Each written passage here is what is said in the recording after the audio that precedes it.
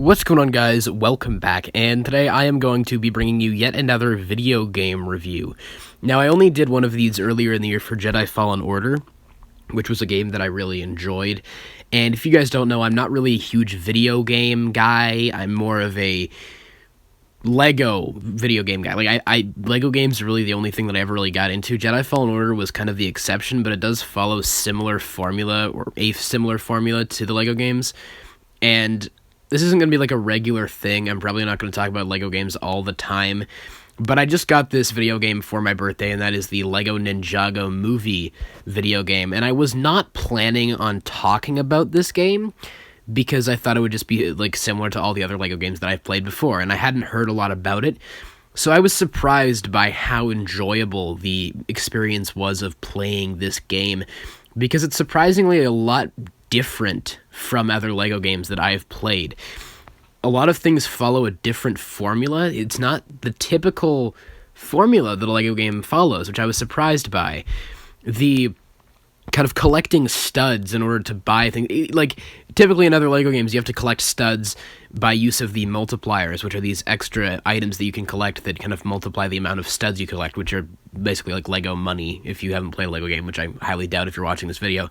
But in this game, there's only one of those, and there are those collectible items that help enhance your capability of collecting other items, but I didn't really need them while playing the game. I actually forgot they existed, because it was just very investing to discover all these items on your own, and it's very fun. It also doesn't follow like a typical formula in the sense of the storyline. Like if you've played another LEGO game, typically, at least if it's following even if it's its own story, and usually if it is also kind of based on a different franchise or copying a story from a movie or a show or so on, typically there's the hub world, the open world that you can explore in free play and collect items, but there's also the main story, which consists of 20 levels or something like that.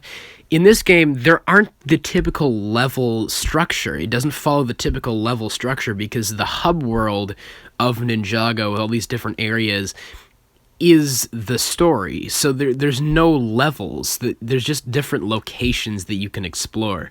And it makes it feel a lot bigger and more grandiose, if that makes sense. The way that you actually collect studs in this game and kind of up your points is by beating up enemies. It's surprisingly focused on combat, which is actually very exciting in this game, because you basically have to... The amount of studs that you get, or the multipliers increase by how many hits you get in on an enemy. So it actually revolves around combat, which I think is actually very unique and suiting for kind of a martial arts style game. It actually is kind of more of a martial arts style game than a LEGO game, I'd say, honestly, and it's kind of cool that in that department, like all the action and the fighting sequences, right, are actually more martial arts focused, and that's very unique. It has a different style of combat. It's not just like other LEGO games where you punch enemies and stuff. Like, I got the LEGO Marvel Collection for Christmas for the PS4, and I'd played the first two games, and I enjoyed those, and I hadn't played the second LEGO Marvel Superheroes game, LEGO Marvel Superheroes 2, which I'd heard nothing but praise for, and when I played it, it was one of the most disappointing LEGO games I've ever played. It was really boring. It felt like a retread of both of the previous games, just not as good, and the boss fights in particular were just punching the enemy repeatedly. It was really boring. In other games, you have to kind of... And while that is the case here, it feels more stylistic than that. It was just really boring the way that it was executed in LEGO Marvel Superheroes 2. In the previous games, there was kind of a different moves or different things you had to do to knock out your enemy before you got hits in on them. But in LEGO Marvel Superheroes 2, it was just follow the sequence, wait for them to stun themselves, punch, punch, punch, and then it's over. But here it was there aren't really a lot of boss fights. There's really one boss fight with Garmadon, but basically you're just fighting goons, and there are these dojos that you can play after the main story that feature a lot of characters from the show. And that's what I wanted to talk about as well, is that I thought it would just be a movie-focused game, like it's the LEGO Ninjago Movie. The thing that gets kind of boring about the LEGO Movie video games is that, like, the first one, I didn't mind. I've heard horrible things about the second one, and then they adapted the LEGO Batman movie into LEGO Dimensions. The problem with those games that I've heard is just the inherent kind of fun of a LEGO movie is already in the movie. So when they're adapting it into a game, it just feels kind of boring. Like you're just making it something to play through, but the fun was already there in the movie, and there's not really a lot of fun generated through the gameplay. Like I said with this one, there's a lot of creativity in the gameplay and the fighting sequences and stuff like that, right? But it also is mostly focused on the show. It feels like just a Ninjago game. It doesn't necessarily feel like only the movie. I know a lot of people don't like the movie. I personally don't mind it, but the game's cast of characters that are playable, I'd say mostly consists of characters from the show, from at least seasons 1 through 7, because seasons 8, 9, 10, etc. had not come out at that point. But you've got all the main antagonists from the show, all the main characters that you'd want to have are basically in the cast. There are like a few I can think of, but even the Postman's in it, Dareth's in it. Like, it basically has every single character you could want from a Ninjago game, which was very fun for me because I remember they had LEGO Ninjago, or they had Ninjago in LEGO Dimensions, which was fun, but it was only based off like 2 seasons from that show, and it wasn't very exciting. It was like kind of right in the middle of the series run, and it just wasn't very exciting. It was kind of just like, you had all the main characters, like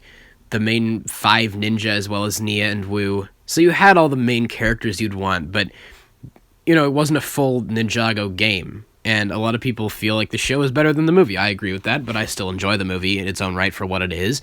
And that's kind of where this game honestly is weaker, is the main plot. It's adapting the movie, and it does have creativity invented through the gameplay, but I honestly found the exploration part of it more fun than the main narrative.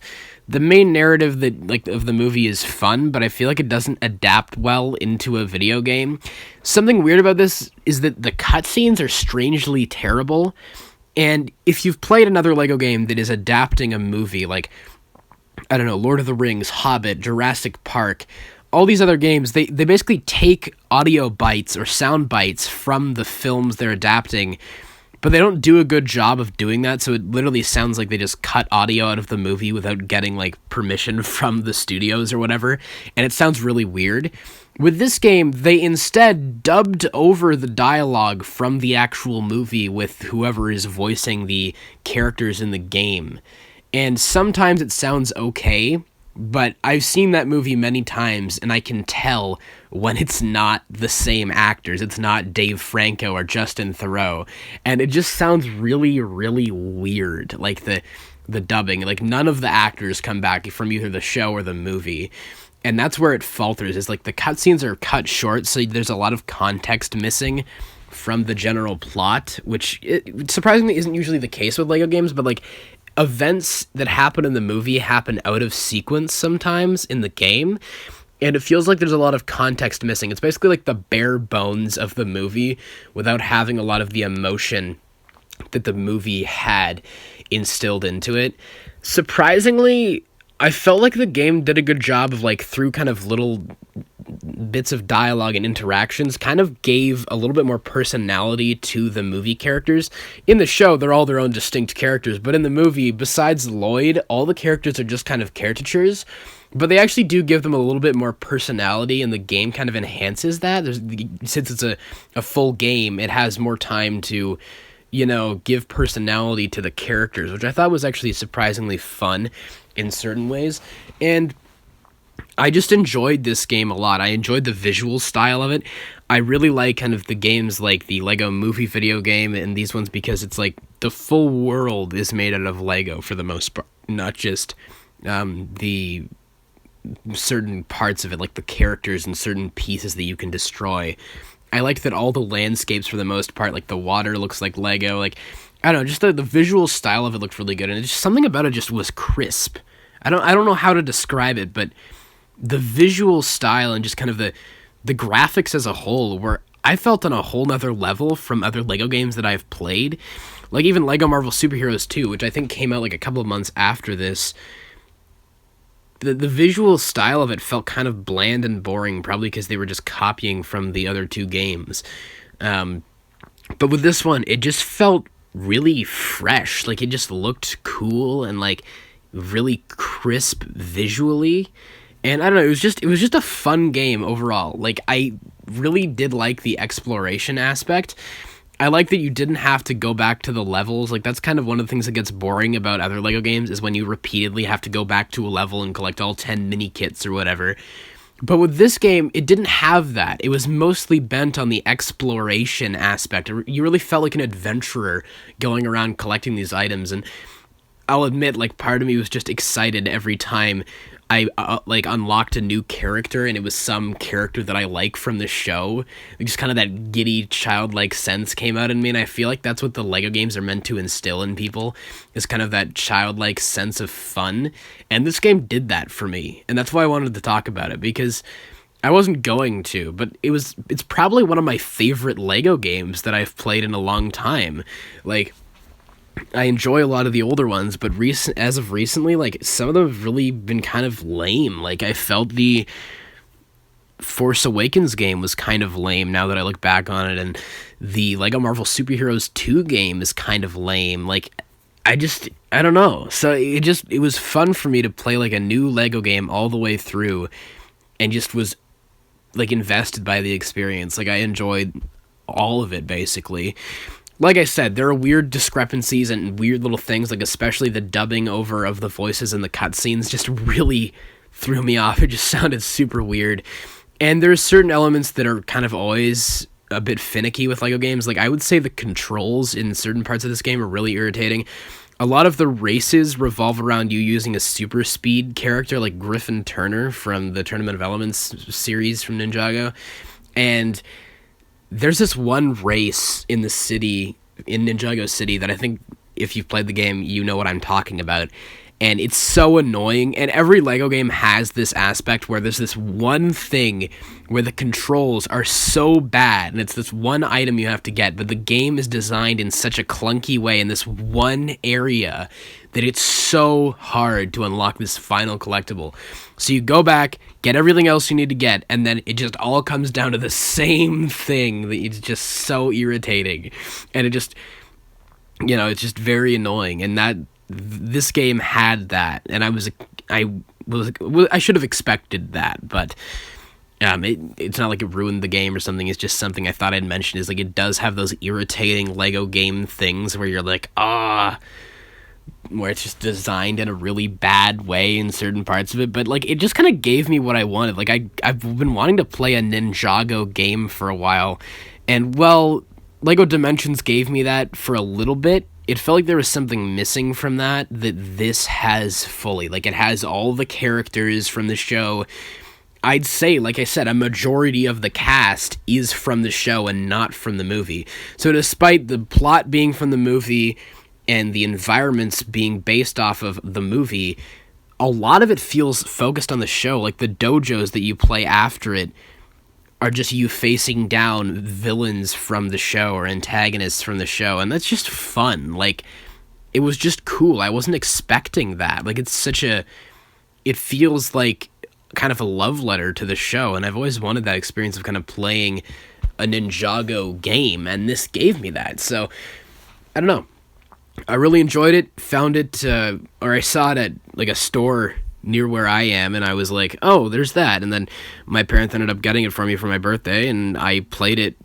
I finished it in a couple days. I 100% completed it, and it's one of the most fun LEGO games I've played in a while. And I'd recommend, if you're a fan of LEGO games, and if maybe, I don't know if this has happened before, but if you're maybe skeptical of playing it because it's the movie and you don't like the movie, give it a shot, because I feel like it can appeal to everyone. Like, if you're a fan of LEGO games, I feel like you're like a more unique take on it. Like, it felt unique compared to other LEGO games I've played.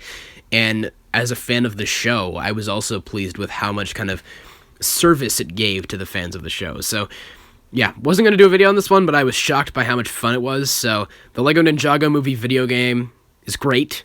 much better than I was expecting, and I would recommend that those of you who maybe are getting a little bit bored of LEGO games and maybe missed out on this one because I haven't seen a lot of people talking about it since it came out like 4 years ago, I think now, I'd recommend you check this one out because it feels fresh compared to a lot of more recent LEGO games, which have just really disappointed me. So, yeah, you guys please let me know all your thoughts in the comments below on the LEGO Ninjago Movie video game. Have you played it? Are you going to play it now? Just whatever your thoughts are. Please let me know them all in the comments below. And of course, as always, I hope you guys have a great day. Take care.